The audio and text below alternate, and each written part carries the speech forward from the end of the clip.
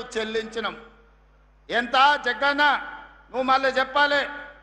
32 నెలల్లో రైతులు పండించిన వడ్లకు ఉత్తమ్ కుమార్ రెడ్డి గారు 90,000 కోట్ల రూపాయలు పేద రైతుల ఖాతాలో నగదు బదిలీ చేసిండు. ఇవాళ 90,000 కోట్ల రూపాయలే గ్రామీణ ఆర్థిక వ్యవస్థను బలోపేతం చేసి ఈరోజు రైతుల చేతుల్లో నగదు కలకలలాడుతుందంటే ఈరోజు రైతుల ఖాతాలో 90,000 కోట్ల రూపాయలు ఈ ప్రభుత్వం బదిలీ చేసింది. ఇది మా ప్రభుత్వం అమలు చేసిన సంక్షేమ పథకం కాదా? 21,000 కోట్ల రూపాయలు రైతు రుణమాఫీ చేసింది మేం కాదా? 36,000 కోట్ల రూపాయలు ఈరోజు మీ ఖాతాలలో రైతు భరోసాలో వేసింది మేము కాదా? సంవత్సరానికి 15,000 కోట్ల రూపాయల చొప్పున దాదాపుగా 2.5 సంవత్సరాలకు 35,000 కోట్ల రూపాయలు ఉచిత కరెంటు కోసం రైతుల తరఫున విద్యుత్ శాఖకు మన ప్రభుత్వం చెల్లించిన మాట వాస్తవం కాదా? ఇవాళ అందుకే ఆనాడు వ్యవసాయం దండిగా అన్నారు, ఈరోజు వ్యవసాయాన్ని పండుగ చేసినాం. రైతు రాజ్యం తెస్తామని చూపించినాం. ఈరోజు ఇందిరమ్మ రాజ్యంలో రైతులను రాజులలాగా గౌరవించే సంస్కృతి ఈరోజు మా ప్రభుత్వంలో ఉన్నది. అందుకే ఈనాడు 32 నెలల్లో 1,70,000 కోట్ల రూపాయలు రైతుల కోసం, రైతుల సంక్షేమం కోసం, రైతుల అభివృద్ధి కోసం రాష్ట్ర ప్రభుత్వం ఖర్చు పెట్టిందని నేను గర్వంగా చెప్పదలుచుకున్నా.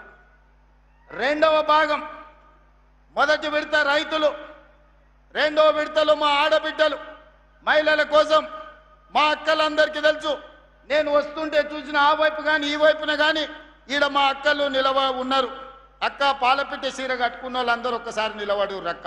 నేను మా జగ్గన్నకు మా అందరికీ చూపించదలుచుకున్నా. ఆ పక్కన అక్క ఈడ ఉంది కదా పాలపిట్ట చీర కట్టుకున్న వాళ్ళు మా అక్కలు నిలబడమని అడుగుతున్నాను. ఒక్కసారి కెమెరాలు అక్కడ తిప్పండి, ఈ పక్క ఆ పక్క కెమెరాలు తిప్పండి. మా అక్కలు ఎంతమంది పాలపిట్టలక ఈ చీరలు కట్టుకొని వచ్చిండ్రు. ఈ చీరలు ఎవరు పెట్టిండ్రు? వాళ్ళ తమ్ముడు రేవంత్ రెడ్డి పండుగకు సారే అని పాలపిట్ట చీర పెడితే ఈ తమ్ముడిని ఆశీర్వదించడానికి వేలాది మంది పాలపిట్టలాక ఈ చీర కట్టుకొని వచ్చారు. నేను అడుగుతున్న బీఆర్ఎస్ వాళ్ళను, ఆనాడు మీరు బతుకమ్మ చీరలను ఇచ్చిండ్రు, ఏ ఆడబిడ్డను మీరు ఇచ్చిన చీర కట్టుకున్నదా?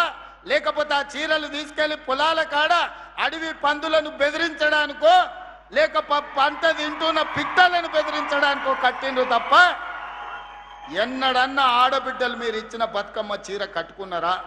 మీ బతుకు జడ బతుకమ్మ చీరల్లో కూడా కమిషన్ కొట్టి ఆ పాపానికి కొట్టుకుపోయి ఫామ్ హౌస్లో బందీ అయి బతుకుతున్నారు. మీరు కూడా మమ్మల్ని విమర్శిస్తారా? ఇవాళ 1 కోటి మంది ఆడబిడ్డలకు పాలపిట్ట చీరలు పోయిన సంవత్సరం ఇచ్చిన, ఈ సంవత్సరం డిసెంబర్లో మళ్ళీ మా అక్కలకు సారె కింద చీర పంపిస్తున్నా. ఈసారి చిలకపచ్చ చీర పంపిస్తా. మా అక్కలందరూ సంతోషంగా పండుగ పూట ప్రభుత్వ కార్యక్రమాల్లో వచ్చే సంవత్సరం చిలకపచ్చ చీర కట్టుకొని రావాలి. అదేవిధంగా స్వయం సహాయక సంఘాలు ఆనాడు 0 వడ్డీ గుండు సూన పెడితే సీతక్క వచ్చిన తర్వాత మా ప్రభుత్వంలో బట్టి గారు 60,000 కోట్ల రూపాయలు 0 వడ్డీతోని ఆడబిడ్డలకు ఇప్పించి బ్యాంకు లింకేజ్ ఈరోజు 2,000 కోట్ల రూపాయలు ఈరోజు మిత్తి కింద బ్యాంకులకు చెల్లించినాం. ఇదే కాదు, ఈనాడు పెట్రోల్ బంకుల వ్యాపారం చేస్తున్నారు. ఈనాడు హైటెక్ సిటీ పక్కన స్టాల్స్ పెట్టి ప్రపంచానికి వాళ్ళు ఉత్పత్తి చేసిన వస్తువులను అమ్ముతున్నారు. అదేవిధంగా ఈనాడు సోలార్ విద్యుత్ ఉత్పత్తి చేస్తున్నారు. మా ఆడబిడ్డలకు ప్రభుత్వం వచ్చిన 2వ రోజే డిసెంబర్ 9, 2023 నాడు మహాలక్ష్మి పథకం ద్వారా ఆర్టీసీ బస్సుల్లో ఉచిత ప్రయాణాన్ని అందించినాం. ఆ ఎల్లా అడిగాను మా అక్కలు, అయ్యా కండక్టరు మరి టికెట్ పైసలు అడిగితే ఏం చెప్పాలి? నేను ఒకటే చెప్పిన మా అక్కలకు, అక్క మీ పర్సులో మీ తమ్ముని ఫోటో పెట్టుకోండి. ఎవరన్నా కండక్టర్ బస్ కిరాయి అడిగితే ఇట్లా తీసి ఫోటో చూపించి మా తమ్ముడు పట్నంలో ఉంటాడు, బస్ కిరాయి పైసలు ఇస్తాడు, పోయి అడుగుపోను రాని. ఇవాళటి వరకు మా అక్కల్ని అడుగుతున్నా, అమ్మగారింటికి పోయినా అమ్మవారిని దర్శించుకోనికి పోయినా ఎవరన్నా మిమ్మల్ని బస్ కిరాయి అడిగినరా? అక్క ఎవరన్నా కిరాయి కట్టమని అడిగినరా?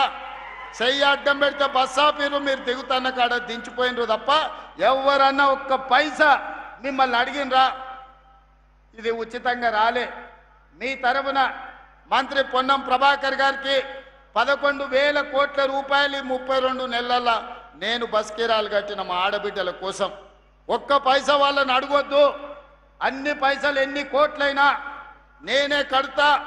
రాష్ట్రం నలుమూలల మా ఆడబిడ్డలు ఎక్కడికి పోయినా, అమ్మగారింటికి పోయినా, అమ్మవారిని దర్శించుకోవాలన్నా అంతకుముందు ఇంటి ఆయన కాడే చేయి చాపితే ఈసడించుకునేటోళ్ళు. అత్తనేమో అమ్మ పోయి వంటింట్లో వంట చేయిపో, రొట్టెలు చేయిపో అని అనేది అత్త అమ్మగారింటికి పోయేస్తా అంటే. ఇవాళ మా అక్కలకి ఎవరిని అడగాల్సిన పని లేదు.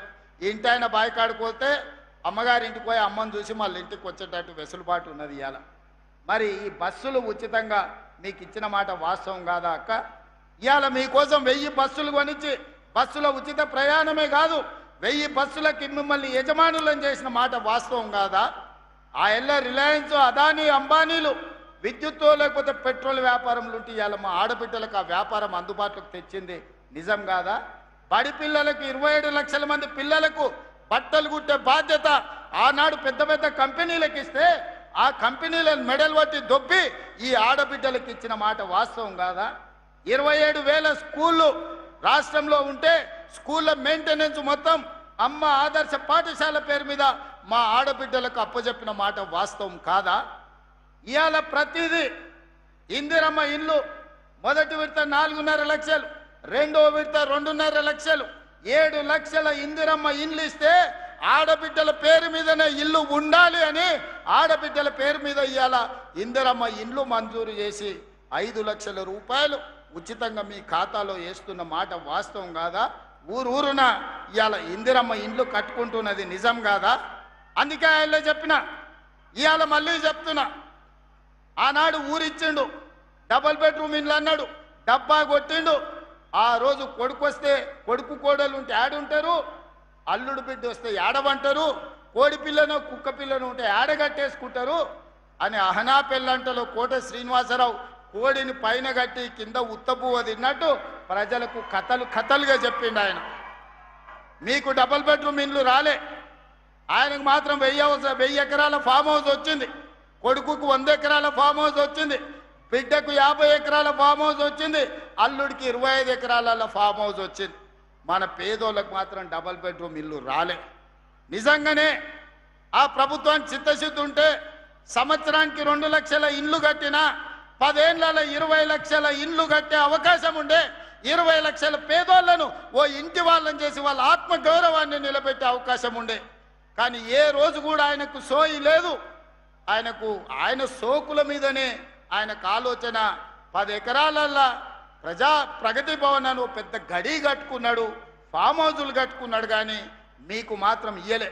కానీ మీ తమ్ముడు 2 ఏళ్లల్లా 7 లక్షల ఇండ్లు పేదలకు కట్టించి ఊరూర ఇందిరమ్మ ఇండ్లున్నాయి. అందుకే ఆ రోజు చంద్రశేఖరరావు గారికి సవాల్ విసిరిన, ఏ ఊరిలో నువ్వు డబుల్ బెడ్రూమ్ ఇండ్లు కట్టించినవో ఆ ఊర్లో ఓట్లు నువ్వేపించుకో, ఏ ఊర్లో ఇందిరమ్మ ఇండ్లు నేను కట్టించునో ఆ ఊర్లో నేను ఓట్లు వేయించుకుంటా, నీకు డిపాజిట్ వస్తే చూస్తా అని సవాల్ విసిరిన.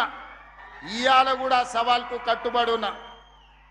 హనుమాన్ల గుడి లేని ఊరు ఉండొచ్చు, నీళ్ళ ట్యాంకు లేని ఊరు ఉండొచ్చు, రోడ్డు లేని ఊరు ఉండొచ్చు, బడి లేని ఊరు ఉండొచ్చు, ఇందిరమ్మ ఇండ్లు లేని ఊరు తెలంగాణ రాష్ట్రంలో లేదు, ఉండదు. ఇవాళ ఇందిరమ్మ ఇండ్లు గ్రామాన అందించినాం. ఇవాళనే 2.5 లక్షల పెన్షన్లు మంజూరు చేసినాం. మా అక్కలందరికి సూచన